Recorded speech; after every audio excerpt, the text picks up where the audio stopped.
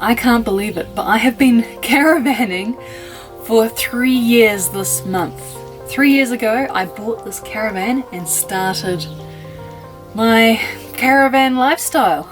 So first off, I thought I'd introduce who I am for anyone new to this channel. My name is Karen, and 3 years ago I was living in Auckland in New Zealand, starting to save for a house, but then realized I couldn't really get the deposit. It's just, you have to get 20% deposit and house prices were going insane. So I started kind of thinking of alternatives. I started looking into tiny houses and van life, and somehow settled on a caravan. I like the idea of being able to leave it somewhere and drive a normalish car to work. That was kind of the initial plan. Plus I found caravan was a lot more affordable than anything with an engine.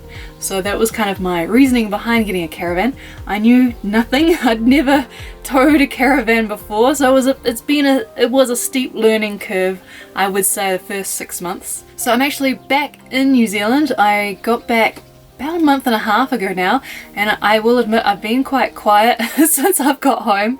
A lot of family time and just editing all of the UK footage that I already have.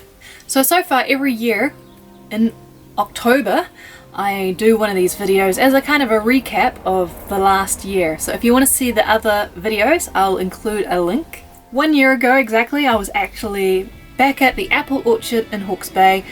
I spent a lot of time at this apple orchard in my second year of caravanning because I ended up getting a job in Hawke's Bay as a graphic designer, and the community there was absolutely amazing as well. It was just a nice contrast, a nice change from the first year. I kind of feel like I was still trying to figure out this lifestyle, where to get work, and just the best type of campground. Second year I was kind of getting a feel for it. So I was back at the apple orchard and on the way to doing a 3-month trip around the South Island of New Zealand. After I'd taken the car and the caravan on the ferry to the South Island, I ended up back in Nelson. Nelson is where I actually bought this caravan at a company called Dollar Save, and I ended up staying at a campground.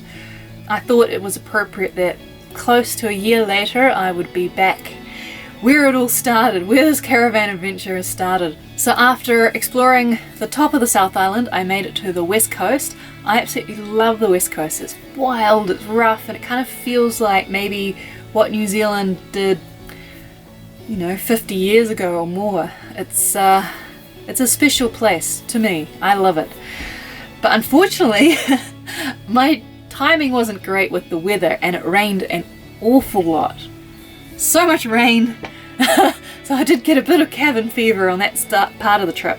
And while I was on the West Coast, I was able to meet up with a family who is living in a converted house truck. They've actually got a book out. I could include the link in the description below if you're curious to know more. I then popped over to Christchurch and I was able to meet a couple of YouTubers, which was absolutely lovely. I have found YouTubing can get a little lonely, as in not everyone kind of understands all the work that's involved behind the scenes, so it was just kind of nice having a chat with other YouTubers, really. And then I had problems with my gas at that stage. The hot water wouldn't turn on, which was an issue because I was using my shower in the caravan quite a lot, and overall all the gas appliances were starting to play up, so I ended up getting a complete check and thorough clean of all the gas appliances, which was amazing. And then from Christchurch I made my way south to a small Kiwi town where I met Ron and Kevin. And Ron has a whole lot of knowledge, so he helped me install the reversing camera at the back of the caravan. So generous with his knowledge, and then also helped me change the oil in the car as well. And then Kevin also invited me around. He's got a vintage caravan that he's starting to do up, so I was very interested in that. And then I made it to Lake Tekapo and Mount Cook. Absolutely amazing scenery up there, which I will share. And I eventually made my way down past Queenstown down to Te Anau. And my absolute favourite part of New Zealand is Milford Sounds, but by then I'd honestly run out of energy. I think I'd been travelling way too fast, and all I felt like doing was staying in my caravan and reading a book. So I kind of looked after myself a little bit there. Didn't do as much as I'd planned, and then I ended up moving to Gore to meet a couple of people there. Now, an absolutely lovely community. Gore is kind of known as a small farming community. There's really not that much to do there, but I absolutely enjoyed meeting the people at this campground and interviewing a couple who had been living in a van and recently bought a vintage caravan. She writes for a lot of the caravan and motorhome magazines in New Zealand and also has her own blog. Then I made my way up the east coast and met Chris, who started, I think it's called Kiwi Cash and Kiwi Camp. It's basically his solution to the freedom camping issues, but once he started that, he realized his technology and invention could branch out to a whole lot of areas. And then I was racing back to the North Island to make it in time for a music festival. I had been contacted by a viewer about filming for his company, so I ended up at a music festival just outside of Auckland, something again completely different which wouldn't have happened if I hadn't started this channel. So yeah, you might not make a lot of money being a YouTuber at the start, particularly. 3 years I'm not making much with YouTube at all, but it's opened a lot of doors. It's pushed me out of my comfort zone, and then I made it back to Auckland in time for the Covey Super Show, where I was speaking there. I was talking in a seminar every day, which, to be honest, absolutely terrified me. It's definitely out of my comfort zone, but I was so glad I did it. It's such a great experience. And then I moved to Hawke's Bay. My job there had gone a little quiet around Christmas and the start of the year. Joys of freelancing. But then she needed someone to cover, do maternity cover for. So we agreed I'd go back for the first 3 months and help out, work longer hours, and it suited me because I needed to save for my trip to the UK. And I haven't thanked the people who contributed towards my flight fund. So I just want to say a huge thank you to everyone who contributed. Just a huge thank you to my patrons. I think I've got 72 patrons at the moment, and I must say it made a huge difference for my trip to the UK, having a little bit of money coming in each month, because I didn't have the time to freelance as a graphic designer as well as travel and edit these videos. So it just helped. It did help an awful lot. And future projects.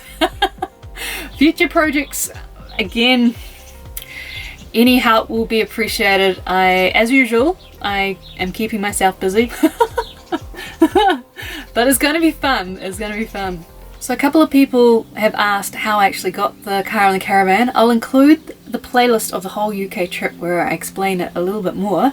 But a quick overview is down to Andrew Ditton. Andrew Ditton has a YouTube channel about caravanning and motorhoming in the UK. He lives in Airstream, and he introduced me to Bailey, and then I talked about some of my ideas for the trip, and Bailey liked that. So they loaned me a Phoenix caravan, absolutely beautiful. And then Bailey introduced me to Peugeot, and again I talked to Peugeot about my video ideas, and they liked that, so I was lent a car. So this is something I never thought would happen. It really made the trip. It was it was amazing. So I landed in London, took a few days to recover from jet lag before going to Bristol to pick up the car and caravan. Now I was kind to myself. I stayed in the Bristol area for, I think it was 3 nights, just to kind of get used to the caravan and figure out what else I needed to buy before I started the big trip. So where did I go? So I basically went from Bristol to the Peak District with a little loop over to, where did I go? So how did I find caravanning? It was, again, a learning curve. The caravan was longer. It was just a new car that I hadn't driven before. The roads, as I mentioned a few times, are just a little bit different. So the campgrounds have just a slight different system, so it was just getting into the swing of things. But I have to say, by the end of the 3 months, I feel like I was getting I was understanding and feeling comfortable caravanning in the UK. I am a huge fan of all of the history in the UK, all of the castles, just because that's different to New Zealand. But there's also been some beautiful natural sights as well. And then I was very lucky to be able to meet other YouTubers. And I know a lot of you have found me through Cruising the Cut. So a huge thank you to David. It made a big difference to my channel. And it was just a really enjoyable day out on the canal. And I've also been able to meet quite a few other YouTubers. Dan from the Trudgeon, finally met Andrew Didden. I met Bob and Jenny from Bob Earnshaw and the McNeils on Wheels. In a future video there's actually someone else. I met Lee Davies as well. And then, spoiler alert for future videos, I drive to Dusseldorf in Germany for the Caravan Saloon. So I get to experience the car and the caravan on the ferry and driving on the right side of the road. And just experiencing Belgium, Netherlands and German campgrounds. And while I was at the Caravan Saloon I was able to meet other more YouTubers and caravan bloggers, caravan and motorhome bloggers. And then I came back to New Zealand, and that was about a month and a half ago. I have a lot of fun stuff to share, big things to share, which will be the beginning of next year. I can't wait. And I see in my analytics it does look like majority of people haven't actually subscribed to my channel. So if you haven't subscribed yet and you like these videos, please do. It does help me, and then it makes sure that you can see when a new video is out. And I didn't want to activate all the ads until I'd mentioned it on this channel, but I'm gonna give it a go. Number one, it would be nice to make a little bit more money, but number two, someone did mention that YouTube might recommend your video more if you have the full ads selected. So I'm gonna give it a go. I'm gonna see what it's like. And how do I feel about leaving the Bailey Phoenix Caravan and the Peugeot car?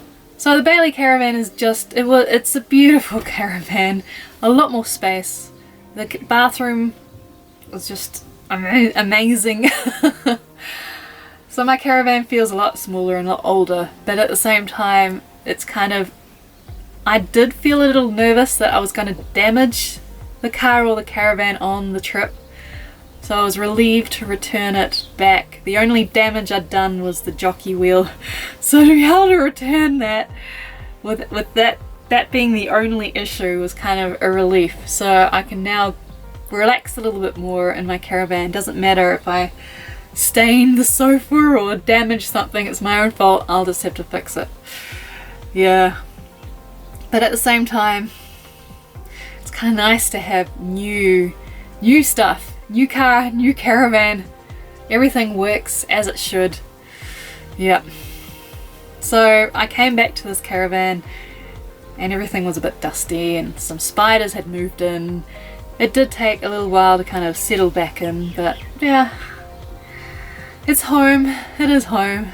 So basically I arrived back on a Wednesday, and then I made it to the Hamilton Caravan and Motorhome Show on the Sunday. So that's another video to share at some point in the future. So straight back into it. 2020 is going to be really exciting for this channel, I think. I've got a whole lot of ideas and I just can't wait to share them with you. Yeah. But I'm going to keep it a secret a little bit longer. I have been sharing on Patreon what I've been doing, just to keep it a little bit quiet.